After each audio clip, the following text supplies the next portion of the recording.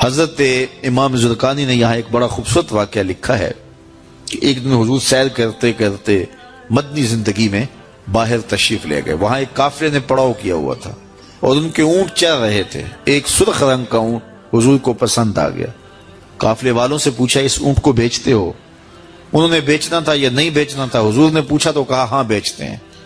میرے شیخ کہتے ہیں میں دل ویچا میں جگر ویچا جے پیارا محمد آ جاوے نہیں میں اپنا سارا کر ویچا جے پیارا محمد آ جاوے. انہوں نے بیچنا تھا یا نہیں؟ کہا جی ہم بیچتے ہیں. اچھا کتنے کا بیچتے ہو؟ کہا جی اتنے کا. سودا طے ہو گیا. حضور نے فرمایا کہ میں کوئی تاجرانہ غرض سے تو آیا نہیں تھا کہ میں قیمت ساتھ لے کے آتا. میں تو سیر کرتا ادھر آ نکلا اور تمہارا اونٹ مجھے پسند آ گیا اور میں نے اس کا سودا کر لیا. ایسا کرو کہ اونٹ مجھے دے دو اور میں شہر جا کر کے اپنی اس کی اونٹ کی قیمت تمہیں بھیج دیتا ہوں. انہوں نے کہا میں منظور ہے. حضور نے اونٹ پکڑا اور چل دیے. اور جب حضور جا رہے تھے تو وہ حضور کو دیکھتے رہے اور جب آقا کریم نظروں سے اوجھل ہو گئے تو وہ دلوں پہ ہاتھ رکھ کے کھڑے ہو گئے. تھوڑی دیر کے بعد سکتے سے جب باہر آئے تو ایک دوسرے سے پوچھنے لگے یار یہ شخص جو اونٹ ادھار لے گیا اس کا پتہ پوچھا تھا کسی نے؟ جب کسی کو نقد سودا دیا جائے تو اس کا عطا پتہ پوچھنے کی ضرورت نہیں ہوتی. اور جب کسی کو ادھار دیں تو یا آپ اسے جانتے ہو یا درمیان میں کوئی ضامن ہو یا کوئی چیز گروی رکھی جائے. اور کہا ایک شخص آیا تم نے اس کو اونٹ دے دیا اس کا پتہ بھی نہیں پوچھا, اس نے کوئی درمیان میں ضامن میں نہیں دیا, تم نے کوئی شے بھی گروی نہیں رکھی اس کی, تو یار تم سب کی عقل پہ پردہ آ گیا, اس کا پتہ تو پوچھ لیتے, قیمتی اونٹ لے گیا. ایک بولا یار جب وہ باتیں کرتا تھا منہ سے پھول جھڑتے تھے. اذا تکلم رؤیا کالنور یخرج من بین ثنایا ہو. کہا میں تو اس منظر کو دیکھتا رہ گیا.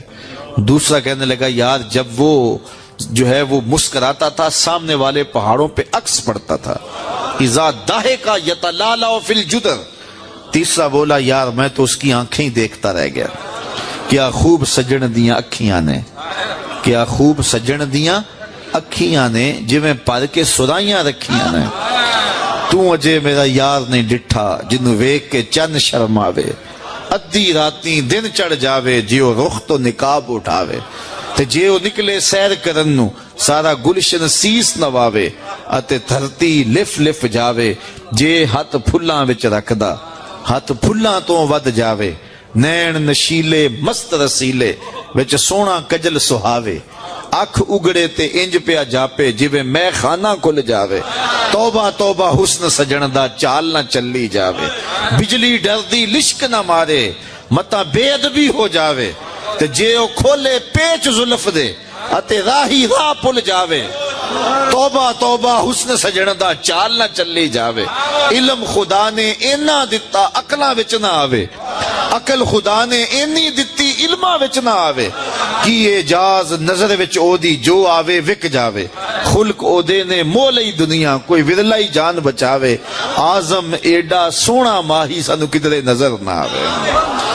انہوں نے کہا جو بھی ہوا تم اس کے حسن میں کھو گئے اور وہ قیمتی اونٹ اپنے حسن کا جادو جگا کے تم سے ہتھیا کے لے گیا.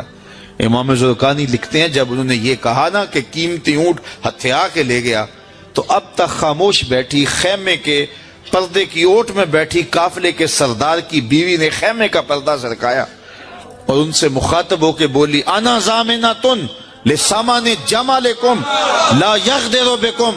خبردار اس کے خلاف کوئی بات کی تو اگر وہ قیمت نہ دینے آیا تو مجھ سے لے لینا, میں اس کی ضامنہ ہوں. انہوں نے کہا اچھا تو اسے جانتی ہے؟ کہا واللہ میں بھی نہیں جانتی. تو کہا پھر ضمانت کیسے دے رہی ہے؟ کہا جب تم سودا کر رہے تھے خیمے کی اوٹ سے میں نے اس کا چہرہ دیکھا تھا اور جس کا چہرہ اتنا سونا ہو وہ جھوٹ بول ہی نہیں سکتا ہے. تھوڑی دیر گزری تو حضور کے غلام آ گئے کہ کون ہیں لوگ جن سے ہمارے آقا نے اونٹ خریدا تھا؟ انہوں نے کہا جی ہم لوگ ہیں. کہا یہ حضور نے کھجوریں تمہاری ضیافت کے لیے بھیجی ہیں اور یہ تمہاری قیمت ہے. انہوں نے کہا قیمت بعد میں دینا, ہم تو خود بک گئے ہیں, ہمیں پہلے بتاؤ وہ پیارا رہتا کہاں ہے. تو کہا یہ نخلستان مدینہ جو سامنے دکھائی دیتا یہی ڈیرے ہیں اس محبوب کے. تو امام زرقانی لکھتے ہیں سارا قبیلہ, اس قبیلے کا نام تھا وفد تارک, وہ سارے کا سارا وفد تارک اٹھا اور مدینہ المنورہ پہنچا اور حضور کے قدموں میں جا کے بیٹھ گیا. تیری تک کے ادامہ میں مرید ہو گئے. تو چہرہ اتنا خوبصورت تھا، اللہ اکبر، دیکھنے والے کہا کرتے ہیں اللہ اللہ، یاد آتا ہے خدا دیکھ کے صورت تیری۔ تو کسی سے اگر پیار اس لیے کیا جاتا ہے کہ وہ سونا بڑا ہے، تو پھر آؤ نا اس سے پیار کیجئے جو اتنا سونا ہے کہ پیر مہر علی بول کے کہنے لگے، مکھ چند بدر شاہ شانی ہے، متھے چمک دی لاٹ نورانی، کالی زلف تے اکھ مستانی ہے، مخمور مد بھریاں۔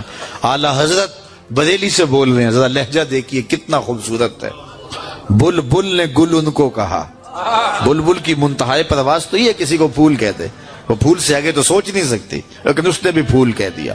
بلبل نے گل ان کو کہا، کمری نے سروے جاں فضا، حیرت نے جھنجھلا کے کہا یہ بھی نہیں وہ بھی نہیں، خورشید تھا کس زور پر کیا بھڑ کے چمکا تھا کمر، بے پردہ جب وہ رخ ہوا یہ بھی نہیں وہ بھی نہیں۔ وہ حسن دیا اللہ نے اپنے محبوب کو۔ تو کسی سے اگر اس لیے پیار کیا جائے کہ وہ سونا بڑا ہے، تو مجھے بتاؤ کہ حضور جیسا سونا زمانے میں کوئی ہو سکتا ہے؟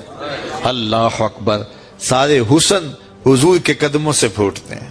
اور مجھے اتنا اچھا لگتا ہے یہ شعر اعظم چشتی مرحوم کا کہ اس نے پتہ نہیں کہاں بیٹھ کے یہ شعر لکھ دیا کہ سمجھا نہیں ہنوز میرا عشق بے ثبات، سمجھا نہیں ہنوز میرا عشق بے ثبات، تو کائنات حسن ہے یا حسن کائنات، تو کائنات حسن ہے یا حسن کائنات۔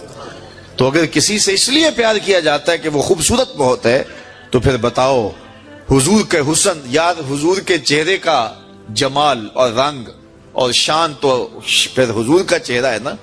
حضرت میمونہ بنت کردم رضی اللہ تعالیٰ عنہ فرماتی ہیں کہ مجھے حضور کی زیارت کا شوق ہوا تو میں اپنے والد گرامی کے ساتھ حضور کی زیارت کے لیے حجۃ الوداع کے موقع پہ میں حج کے لیے گئی، اور حضور سواری پہ بیٹھے تھے اور میں اپنے والد گرامی کے ساتھ حضور کی قربت حاصل کرنے کے لیے اور حضور کی زیارت کے لیے پہنچی۔